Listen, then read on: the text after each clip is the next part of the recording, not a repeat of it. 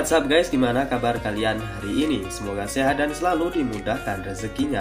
Baiklah, pada kali ini Mimin mau menceritakan sebuah film tanah air yang sangat membanggakan dunia perfilman dunia tentunya. Bukan tukang bubur naik haji, bukan juga preman pensiun, melainkan film yang berjudul Hati Merdeka. Ya, sebuah film yang menarasikan perjuangan rakyat Indonesia dalam mempertahankan kemerdekaan dan mengusir para penjajah dari tanah yang kita cintai ini. Oke, seperti biasa Mimin ingatkan untuk makan terlebih dahulu dan cuci tangan. Setelah itu silakan pencet tombol subscribe di kanan bawah video ini. Terima kasih guys.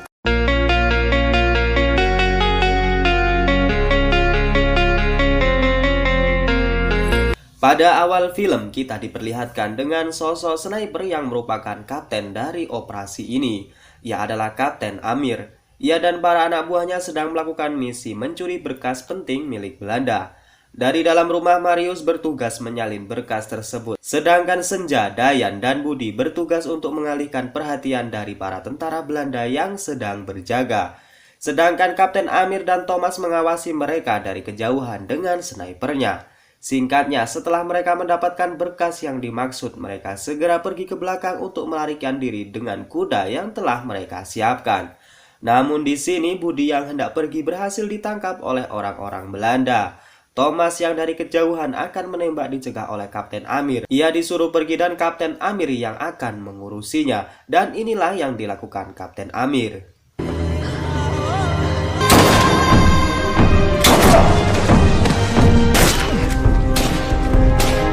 Sedikit penjelasan bahwa Kapten Amir dengan terpaksa menembak Budi karena walaupun ia membiarkan hidup, pasti orang-orang itu akan menyiksa Budi sampai mati. Karena di sini Budi telah dianggap sebagai penyusup dan bagi Belanda penyusup haruslah dibunuh.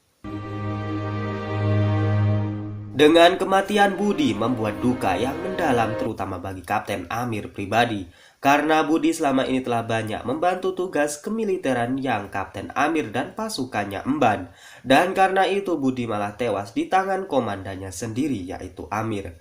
Scene kemudian memperlihatkan Thomas dan Senja yang sedang menonton pertunjukan di kota. Thomas berniat memberikan sebuah hadiah kepada Senja, namun perasaannya belum yakin bahwa Senja akan menerimanya. Thomas yang terus bingung karena hal tersebut malah mengajak Senja untuk menikah dengannya. Senja yang mendengarnya sangat kaget karena menurutnya sekarang bukan waktu yang tepat untuk menikah. Karena ia dan yang lainnya masih dalam misi melawan Belanda. Di sisi lain, Marius yang sedang bersantai di sebuah warung minuman terlihat sedang menikmati ciu dan mengingat masa lalunya yang kurang menyenangkan. Dikisahkan dulu Marius sangat bercita-cita ingin menjadi seorang abdi negara. Namun ayah Marius sangat menolak dan mengatakan bahwa kehidupan mereka yang sudah enak ini hasil dari kerjasama dengan Belanda. Namun sosok patriotisme dalam dadanya tidak meredupkan niat tersebut dan bertekad mewujudkan cita-citanya yang mulia itu. Lalu tiba-tiba Thomas datang dan menyadarkan lamunannya. Thomas mengatakan bahwa ia telah lelah memperjuangkan cintanya kepada Senja. Marius kemudian beraksi dan menunjukkan bagaimana cara mendapatkan wanita dengan mudah.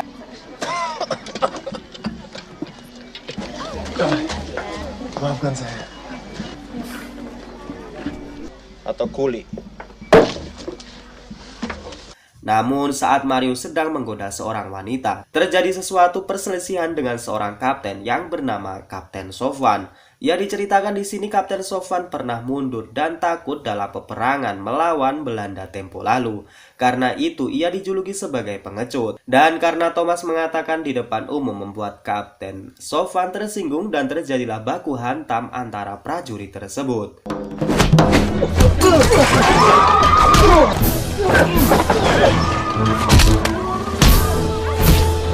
Melihat anak buahnya malah berkelahi membuat Mayor Fadli sangat kecewa dan marah. Kemudian Kapten Amir datang dan meminta maaf atas kelakuan anak buahnya yang sangat kekanak-kanakan itu. Terlepas dari itu, mereka langsung diberikan misi untuk membunuh petinggi Belanda yang bernama Ramier.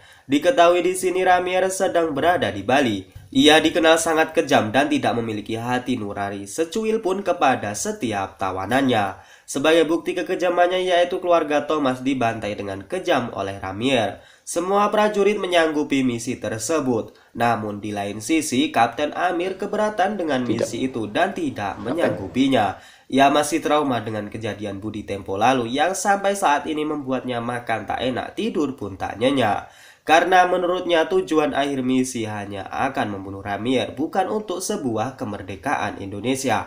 Kapten Amir juga mencopot semua pangkatnya di hadapan Mayor Fadli dan anak buahnya sendiri. Dayan kemudian mengejar Amir dan berusaha memohon untuk ikut dalam misi itu. Dayan terus membujuknya sampai-sampai ia kesal sendiri dan mengajak Amir berkelahi dengannya.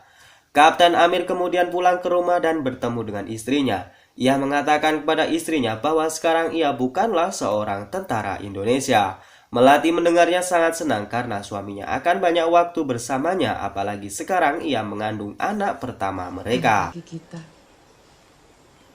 Aku ingin aku ada di sisimu. Saat Dayan sedang menjalankan taktik dan strategi yang akan mereka gunakan saat penyerangan di Bali, Thomas malah terlihat sangat tidak paham dengan bahasa isyarat yang digunakan Dayan. Namun untunglah Marius mengerti dan menjelaskan kembali kepada Thomas. Hal tersebut membuat Dayan kesal dan langsung meninggalkan mereka. Singkat cerita, mereka semua sedang melakukan perjalanan menuju ke Bali dengan menaiki sebuah kapal layar yang telah ia sewa dari nelayan setempat. Di lain sisi, Amir sekarang banting setir mengabdi kepada negara sebagai seorang guru. Alih-alih mengembalikan semangat hidupnya, jiwa patriotisme dalam dadanya malah semakin menggebu-gebu dan akhirnya ia meminta izin kepada istrinya untuk kembali ke Bali menyusul teman-temannya yang sedang berjuang. Dan dengan berat hati Melati mengizinkannya dan Amir pun berangkat saat itu juga. Tak semulus yang dipikirkan, kapal yang mereka tumpangi ternyata diserang oleh kapal Belanda. Alih-alih melawan balik, mereka malah tertawan oleh awak kapal yang mereka sewa sendiri. Namun bukan tentara namanya jika mereka kalah dengan para perampok itu. Orang-orang itu sudah bayar kami lebih banyak.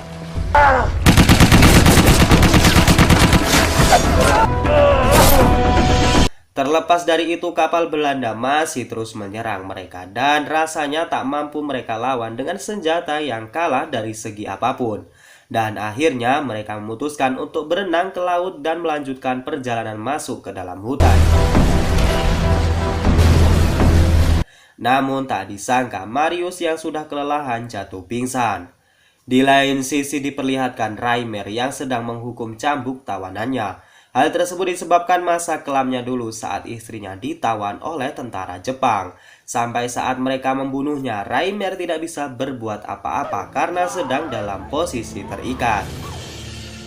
Kembali ke pasukan tentara Indonesia, Marius yang sekarang telah sadar dari pingsannya dan mereka kemudian melanjutkan perjalanan. Saat menelusuri jalanan sepi, mereka mendengar sebuah teriakan dari dalam rumah.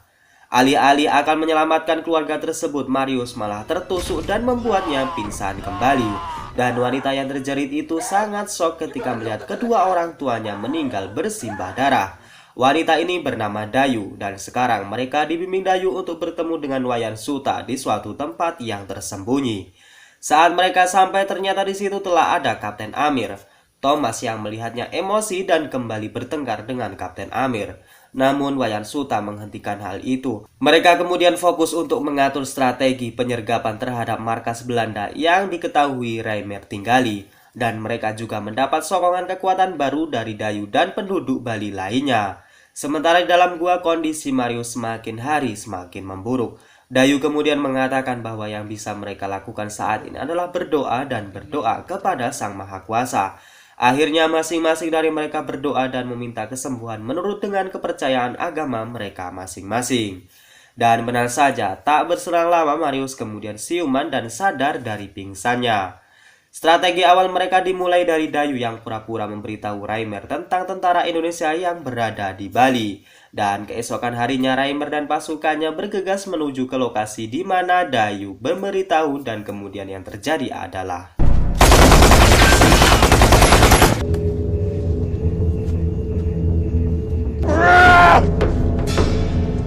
Sayangnya Belanda di sini juga cerdik dengan mengantisipasi terjadinya jebakan yang dilakukan oleh tentara Indonesia. Dan serangan balasan dari Belanda kemudian tidak bisa dibendung lagi hingga membuat Wayan Suta gugur dalam kejadian itu.